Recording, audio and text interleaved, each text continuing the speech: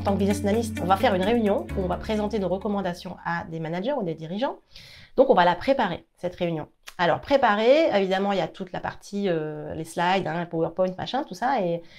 Mais ce qu'il faut comprendre, c'est que, bien entendu, il y a le contenu, le fond, et puis il y a, on va dire, la forme. Donc, le fond, ça sera tout ce que vous aurez fait auparavant, le recueil d'informations, comprendre le problème à résoudre, les besoins et visions stratégiques, et également l'identification du style de communication de votre manager. Ça fait partie des choses que vous pouvez faire en préparation.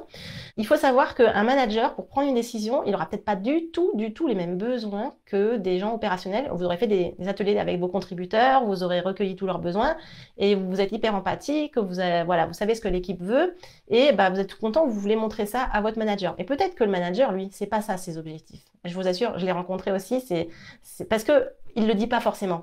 Ça peut être des objectifs qu'il ne peut pas vous transmettre, des top compagnie objectifs, des choses qui sont vraiment confidentielles, ou alors il vous l'a peut-être dit une fois mais sans aller dans le détail, ou alors il sait qu'il y a un nouveau manager, il va avoir un nouveau chef lui-même, et en fait il sait que ce nouveau chef, je l'ai vu, c'est pour ça que je vous le dis, il est hyper dur, il a plutôt tendance à dégager les anciens, donc il faut qu'il fasse ses preuves. Donc en fait, quand vous arrivez dans la réunion, lui en fait, dans sa tête, il faut qu'il prenne la décision qui va le sécuriser lui face à sa hiérarchie. C'est même pas forcément la meilleure solution possible pour l'entreprise. Parfois, c'est par rapport à lui.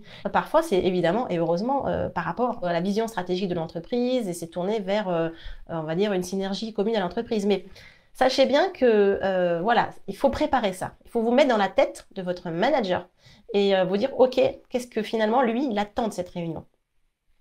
Ensuite, il faut être sûr aussi que vous avez bien identifié les causes racines du problème à résoudre. Ça, c'est évident, je le dis tout le temps, c'est la base de la base, y compris pour la conception de la solution. Et il ne faut pas oublier les actions à recommander. Donc, c'est pas juste « je vous montre mes analyses et après, débrouillez-vous ». Il faut aussi pouvoir recommander des actions. Donc ça, pensez-y en préparant votre réunion.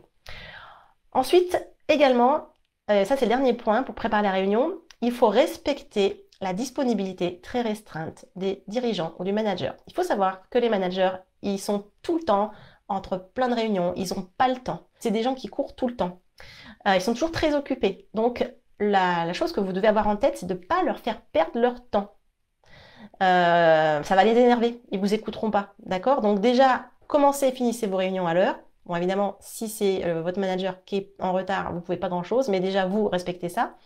Notez bien leur style de communication. Donc voilà, si c'est un rouge, vous allez respecter ça, vous allez directement au fait. Si c'est un vert, vous allez leur accorder le temps aussi pour réfléchir à la proposition.